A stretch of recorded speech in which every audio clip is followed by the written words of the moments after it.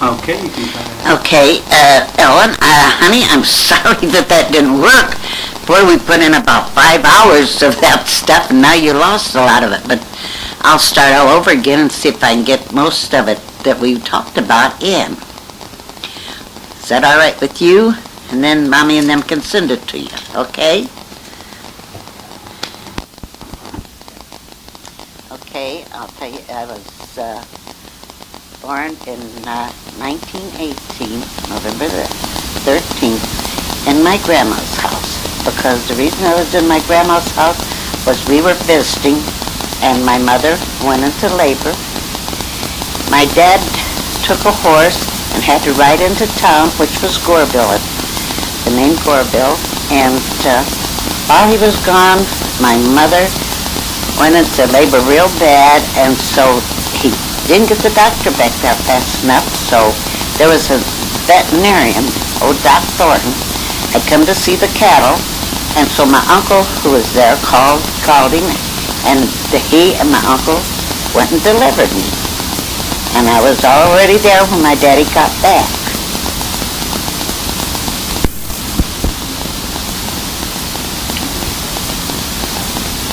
Well, it seems like when we got through,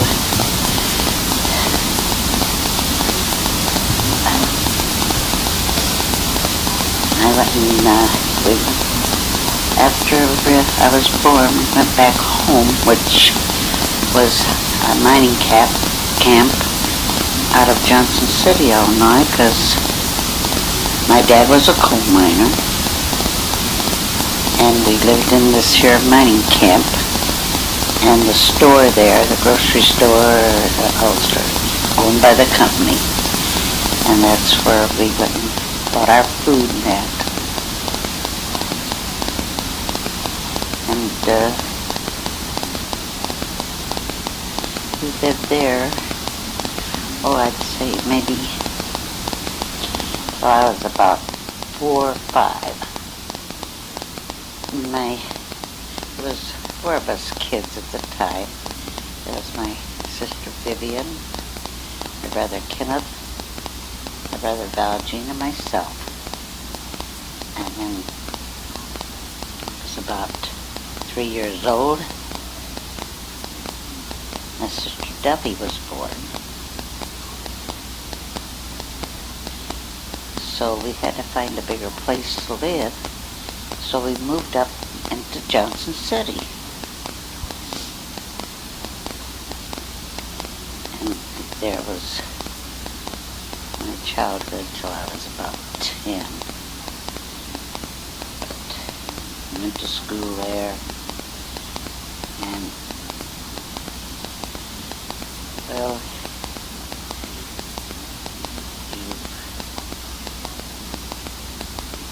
had neighbors that was good. We all got along good together. As long as we stayed in our neighborhood. Now, I know there was one, people didn't understand what Catholics were. They thought they were like a cult or something like that. And I know that there was one family that their little girl got sick, very bad sick. And my mother and father went down there and set up at nights so the mother and father could get rest. Left us 5 kids at home. And they went and so these people could get some rest. And the other Protestants and that thought we were terrible to do that my folks were terrible to go down into that place. But the little girl did pass away. She had some kind of a sickness that I know my mother and father had to change their clothes before they could come into the house. And they went to the funeral, and they got to go inside of a Catholic church and see what it was like. And they understood that it was the same as any place else, except that they worshiped Jesus' mother, Mary. Then at that place I get sick. I had the measles about 4 times. They told me I would have it every time I got near them. And my dad he was the nurse and the doctor, and he watched over us. My mother, she did the housework and cleaning. She was a very stern woman. But my dad he came from a family that was very loving. He'd sing to us kids, and he helped us to learn and stuff like that. And I know one time it was near Easter, and he sent my sister Vivian down to the store to get a half dozen eggs, which would have run maybe about 10-15 cents for a half dozen. He had me give her 50 cents. So she went, she got them, she brought them back, and my dad asked her, says, "Where's the change?" And she says, "Daddy, there's no change." She says, "Mr. Corbett charged me 50 cents. And Daddy says, "What? That's way outrageous. Says, "Something's wrong." She says, "No, Daddy." She says, "No." She says, "He went and charged me the 50 cents. And Daddy says, "Well, we'll go down there and see." She says, "Okay." She says, "Let's go." So they went, and it was, I would say maybe, nowadays you'd say maybe a block away, something like that. Anyway, they had to go across the school ground. And as they was going across the school ground, she says to my dad, she says, "Daddy," she says, "he didn't." She says, "I bought a big Easter egg with the rest of the money and hid it in the tree over there." So my father made her go into the store and apologize to Mr. Corbett for lying about him. And then he brought her back home with the egg, set us down at the dining room table, and divided the egg between the rest of us, 4 kids, and she had to sit and watch us eat it. That was her punishment.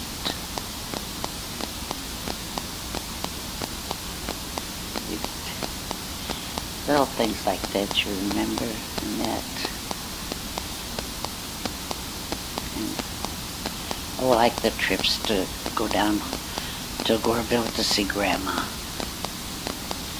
We'd get up probably around 6 o'clock. We all had to get up at once and have breakfast when it was ready. We all had to sit down and eat. And of course, Mom and Dad, they cooked the breakfast. Dad would fry the bacon and the eggs, and Mom would make hot biscuits. And then we'd have gravy, and sometimes oatmeal or rice. That was our breakfast every morning.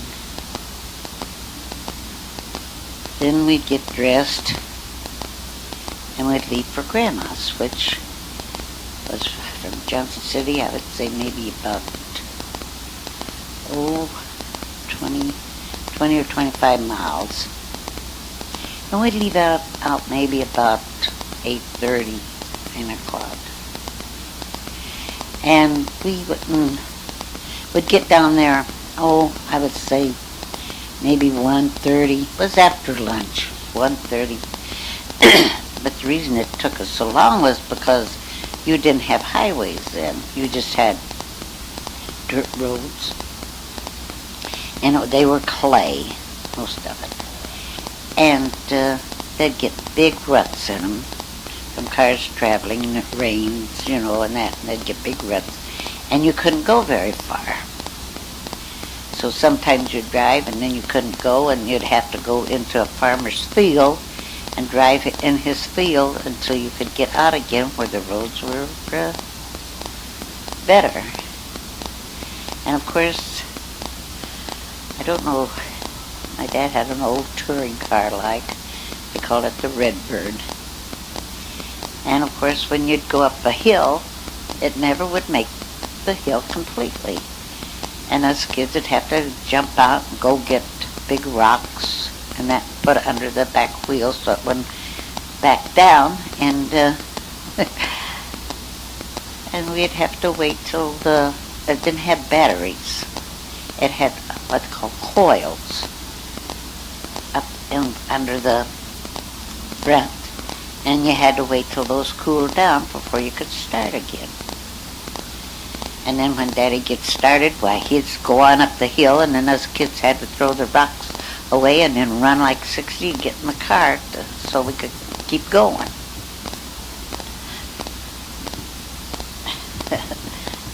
Of course, we thought that was fun. We thought that was really fun, isn't it? And then we get to Grandma's, and she lived like down a lane you had to go down. On the corner was a Boy Scout farm.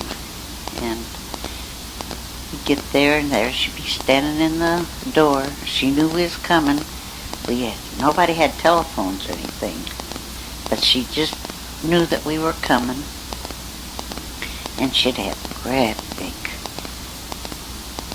butter cookies and ginger snap cookies as big as a saucer, and she'd have a big tub full of them because she knew we were coming. Well, my dad would go in, talk a few minutes, and then out he'd go out the back door. He'd go hunting rabbits or squirrels, and he got the nickname of Rabbit because he enjoyed going and looking for rabbits. He'd bring 2 or 3 home and clean them. Then we'd have rabbit for supper that night. We just thought it was something to go to Grandma's house because she'd always have a great big peppermint candy stick that she'd break up for us kids to have, and we just enjoyed going there. Now, my mother's father, he lived, I would say maybe 1.5 miles, 2 miles from Grandma's. And we'd go over there and see him, but he was all alone because my grandma, Cabot, my mother's mother, passed away before I was even born.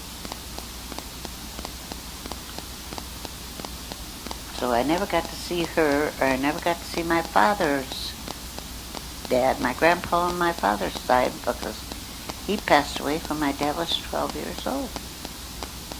So my Uncle Carrie never got married. He just lived with Grandma and took care of her. And of course, he was a big tease. He loved to tease the kids. And he'd be out digging up his garden, and the kids from around there would come around and say, they always called him Granny, because he was the type of man that if anybody got sick or anything, why, he'd go and sit up with them and help. And so the whole neighborhood and the whole countryside really used to call him Granny. And the kids say, Granny, what are you doing? And he'd say, well, I buried some money out here. And he says, I don't know just where it was at. He says, I'm trying to find it. And they said, can we help? And he said, well, if you want to, then I'll give you some of it when you find it. And of course, you get his whole garden plowed up. Just those kids helping.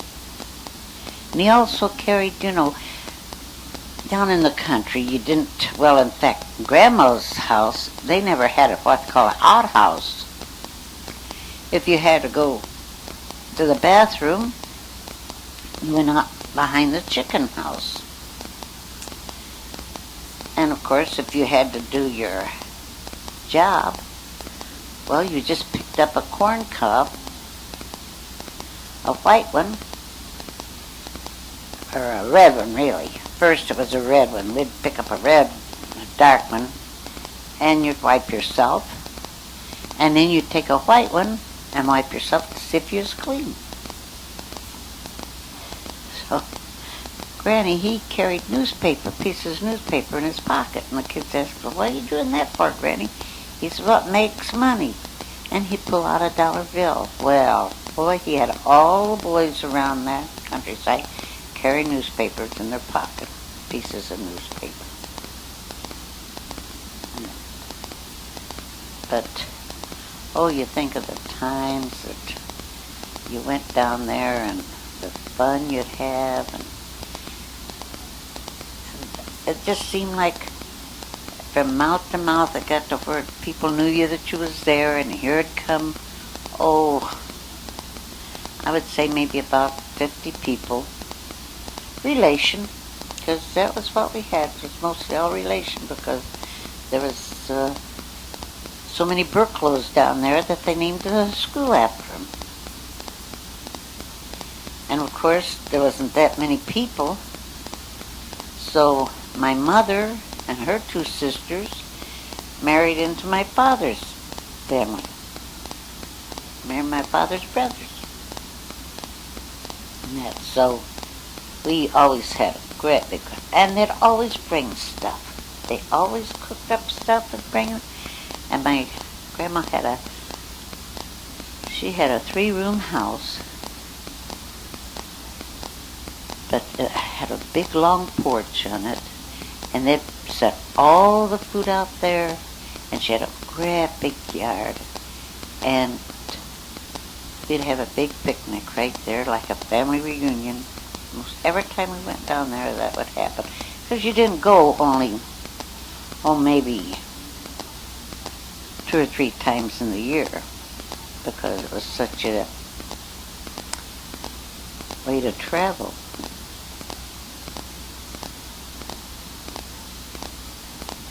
And, well, you talk about prejudice. A lot of people were against the foreigner, what we call foreigners, the Polish and the Italians and the Germans and that. And we had a street there in Johnson City that just had the Italians and Polish people living on it. Well, you wasn't supposed to associate with them. But this one family had 3 or 4 children, and they got sick, the mother and father. So my dad and mother went over there, and my mother cooked and took care of the kids. And my dad did stuff and that. And of course the neighbors thought that was terrible. But as far as I can remember, as far back as I can remember, my dad and mother always helped other people. And that they were that type. There was nothing, never, even to when they lived in Missouri, and they had the black people. They had this one black woman that helped mother deliver my sister and my brother down there that was born in Missouri. And the people thought it was terrible that they let this black woman come into their home and that. But my mother says you couldn't have found a better woman to help out because it was hard to get a doctor into the home. So you'd have it like a midwife. They'd come in and that's what Mom had.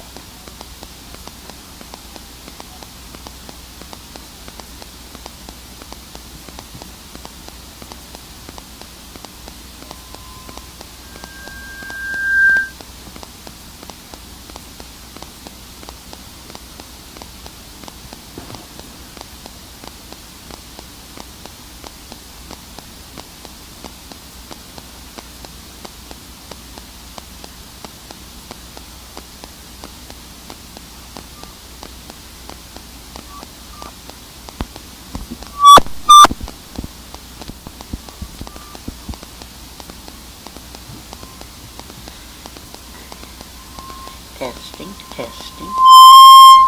Oh, come on, quit it. Oh, golly. I don't know what's happening. I don't know just where I left off, but I know that when we lived in Johnson City, that's where I went to school. And anyway, one thing we used to do, follow the ice wagon, because we didn't have refrigerators.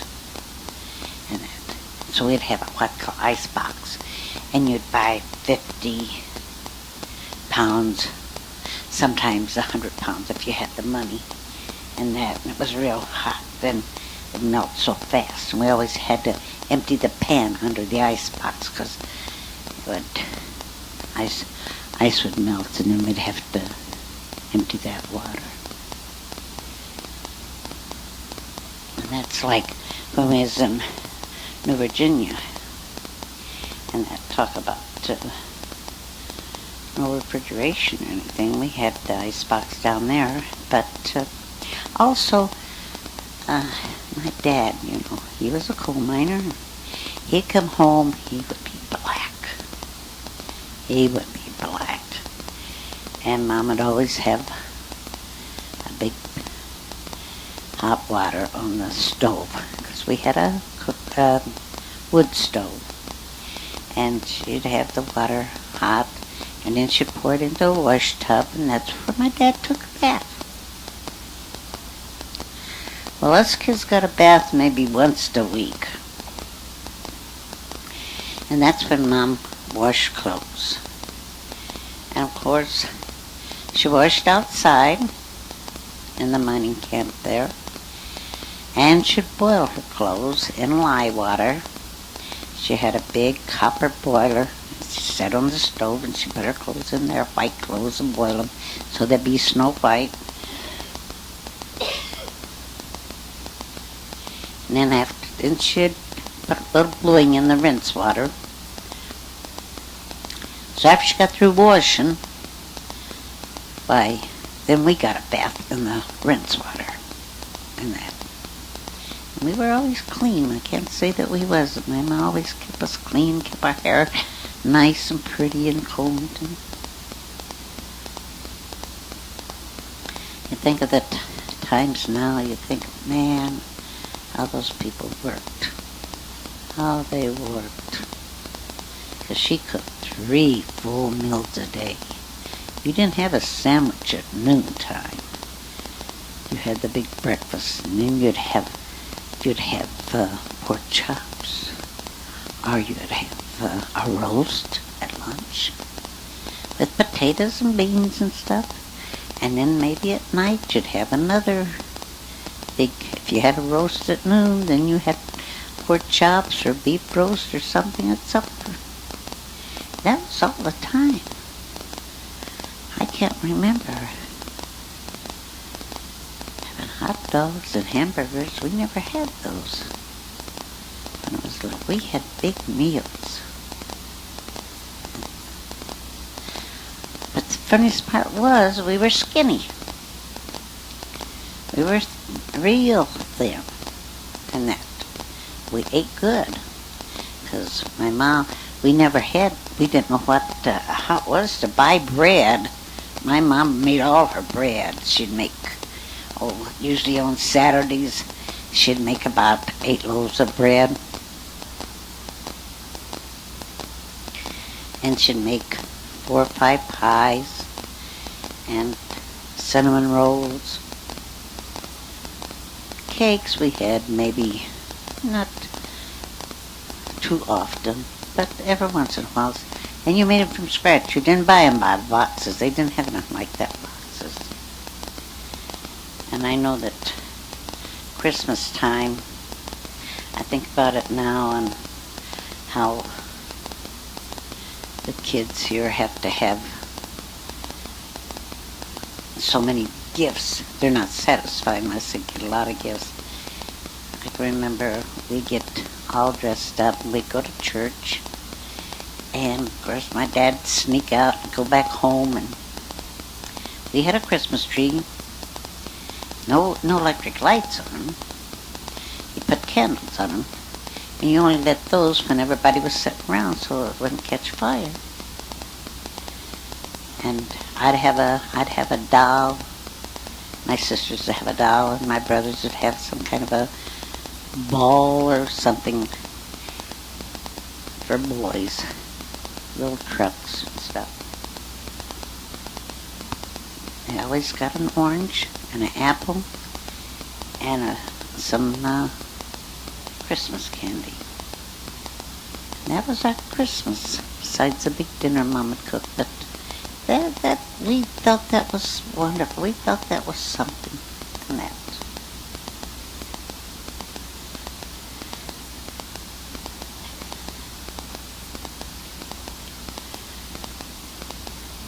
And I know one summer the mines closed down for a while to build up the stuff underneath. So we took the summer and we went down and lived off of my aunt's farm down in Buncombe. It was about 4 miles from Goreville. And we lived on the farm, and my dad farmed it. And us kids would have to get out and hoe the weeds around the corn and stuff. Sometimes we'd cut a piece of corn down and we'd throw it over in the field so my dad would never see it and that. But we used to have some good times. Oh my goodness, the kids from all around the countryside would come, and we'd walk to church. And church would be about 3 miles. And you know, there was no electric lights or anything. You walked in the dark home. I mean, it would be dark and that. And there'd be maybe about 15 kids or so. And our house was the first house after we come back from church. And we'd go in, and my mom, she'd let us popcorn and make popcorn balls. We made taffy candy, pull taffy and that, and it was a nice, clean fun. All the kids around the countryside would come, and we'd always do stuff together. We'd play games, you didn't even have a radio. My uncle had a radio, but you had to have earphones to hear it, and that's only one person at a time could listen to it. But still, it was fun. It was something that you can remember. And that. But then my 2 uncles that lived down there, my dad's brothers, they moved up to Indiana here in Michigan City. They got jobs as prison guards over in the Indiana State Prison here in Michigan City. And they said, we should come up here. It was a beautiful place. And my aunt said, your kids never get dirty. They have a park right across the street where they go play. And, we pictured it as paradise. Like I guess you would heaven and that. And of course, my dad came up ahead of us. Well, he came up, I guess, about 6 months a year. Maybe not even that long because we were in school at the time and he got a job at Pullman here. Pullman car manufacturer. They made Pullman cars for the railroad. And so he come back home to get us. And of course we thought we were going into paradise, so my mother bought us all new clothes to wear. And we stopped in Champaign, Illinois, stayed at a hotel that night. Next morning we all got dressed up real fancy. My sisters and I, we had crepe machine dresses. We thought that was really gorgeous. And that my brothers had ties on and new shirts. And we came in here and we thought we were really something. Well, I guess I forgot to tell you that when I was in Johnson City, I had another sister, Betty, and that. So there were 6 of us kids. And so we found a place to live. There was an old widower. He was all by himself, didn't have no children or anything. He moved upstairs in his house, gave us the downstairs and 2 bedrooms upstairs for us. And we lived there for, quite a while. Mr. Glick was his name.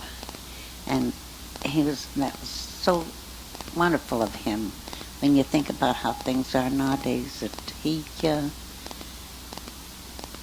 6 kids and a man and a woman in his home. And then finally my dad found a house to rent. And we moved in there, and our landlord was Mr. Shad. And we come up here in 1928. I was 10 years old. And then 1930 Depression come. And we had lived in this house a couple of years. My dad still was working at Pullman when the Depression came. So of course he was laid off. Pullman closed down. People all over. There wasn't hardly very much work any place. So we had to go, and we got what they call bean orders. You went up, it would be like welfare now, what they call welfare. You go up and they'd give you potatoes and cabbage and flour and, the staples and that.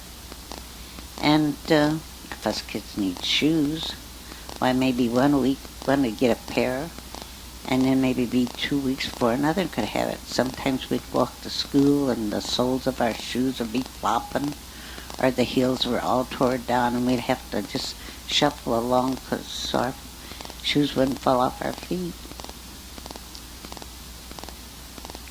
And we ate a lot of cabbage and potatoes and beans. No meat. Never had any meat, only on Sunday. And that was because the man next door worked for the city, and he'd give my dad 50 cents. And Mom and Dad go down and they'd buy some what they call neck bones. And Mom would come home and she'd boil a great big pot of neck bones with potatoes and cabbage and all. We thought that we would always look forward to Sunday, and of course Mom would get flour and sugar and stuff, and that from the city. So Mom would make a cake every once in a while, or when she'd make bread, she'd make some cinnamon rolls. So we had that. We never had no candy. Never got no candy. No fruit. And that. But Mr. Butts, he lived next door, and he was the one that gave us the 50 cents. and that. So my dad, we couldn't pay rent. We didn't pay rent for over a year. And my dad told Mr. Shad, he says, when I go to work, he says, the first thing I'll do is pay your month's rent, get caught up, try to get caught up in that. So my dad got on what's called WPA, which was a government thing, and he worked. He worked for his few dollars that he got, and of course we still did get some food. So he took the $12 up to Mr. Shad to pay a month's rent. So when the landlord made out the receipt, he put it paid in full for 1 year. You think about people, how they helped each other and worked. You don't have that now. You don't have that now. They're afraid to do anything. And that. Of course, I went to school here, and of course I was from the South, and we had a Southern accent. Of course, the kids would always get a big kick out of us talking, they never heard people from the South. And so I'd say to some of them, I'd say, are you kin to each other? They'd say, kin? Yeah, are you kin? They'd say, what do you mean kin? Well, are you brothers, sisters, or are you sisters? Oh, you mean related to each other? Yeah, we're sisters. And they would run. When we'd walk to school, they'd run so they could walk with me. I was never without anybody because they loved to listen to your talk.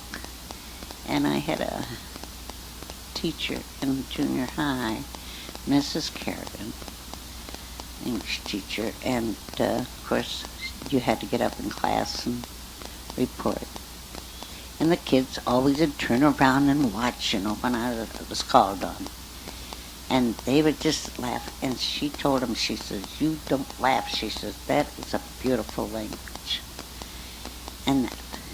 But then when I got in high school, we had to have what's called public speaking. And you had to get up, and you had to tell a story, and you had to stand right at the podium, and, just like you would in the public. So I had wrote about my sister and I when we lived down my aunt's farm.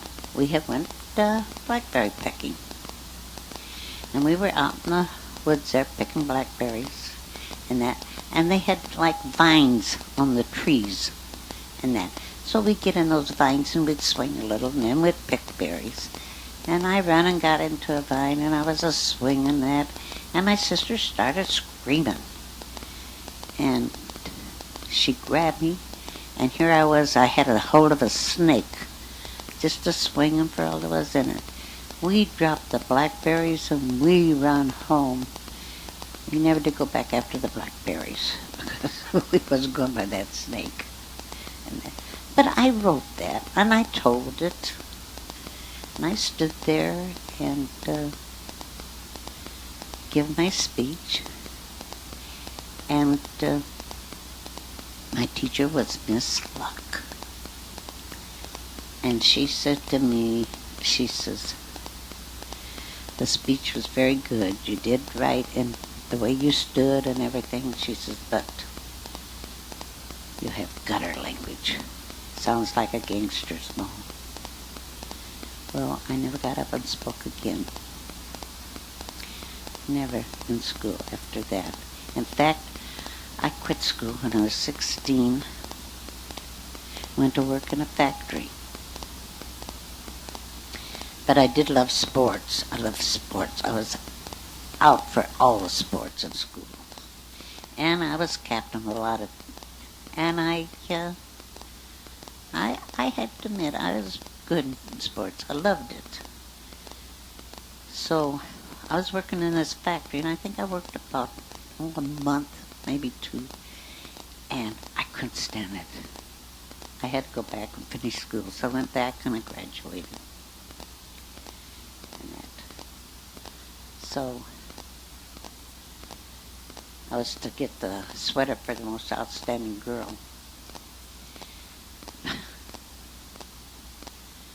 you had to be passing all your grades. And this one teacher, Mr. Timmer, said I was flunking music history. So I didn't get the sweater. Another girl did.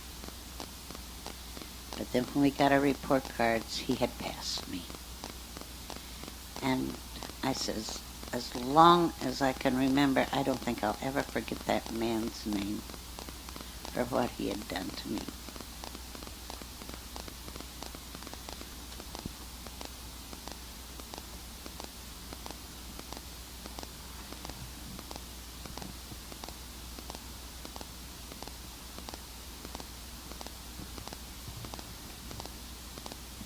Well, Ellen, I'm at it again. I stopped for a while. I got company. I think I quit when I was talking about Mr. Tim Harkle and that. Well, anyway, I met my husband-to-be when I was 15 years old.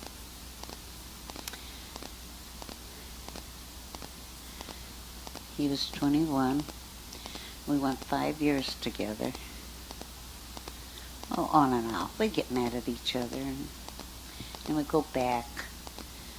But finally, when I was 20, we got married.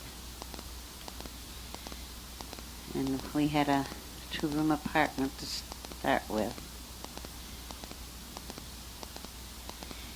And he had never had cakes or pies.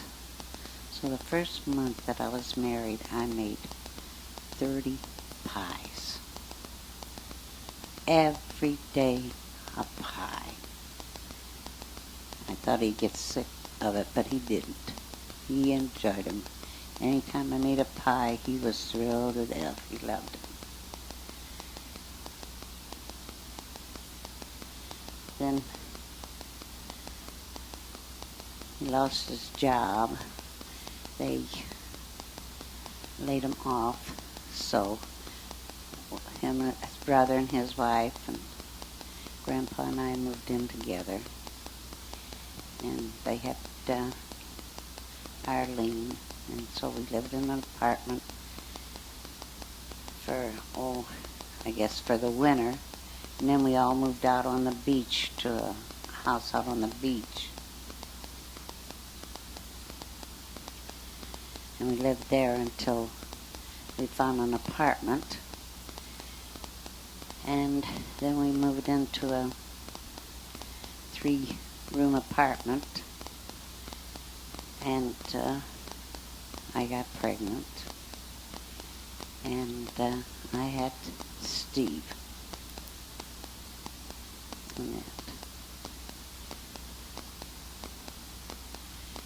And then we moved to a bigger apartment because he had to have a room of his own.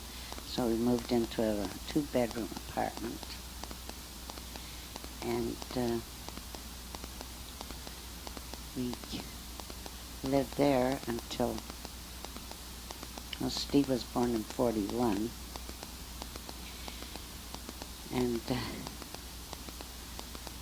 44, Grandpa had to go to World War II, and that he had to go to war. So he was gone for nearly 2 years, and that. And I stayed in the apartment with Steve. And I just took care of him. And Uncle Binks and them would come over and they'd take me places and that, so I wouldn't think about the war. And then finally, in 45, the war ended and he came home. And, oh, that was nice. I mean, we were together.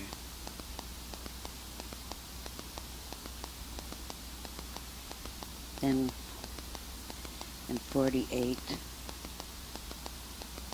your dad was born. My son, Tom. He was a good baby. He was a good baby, but I guess you learn after you have the first one how to take care of the second one. And that.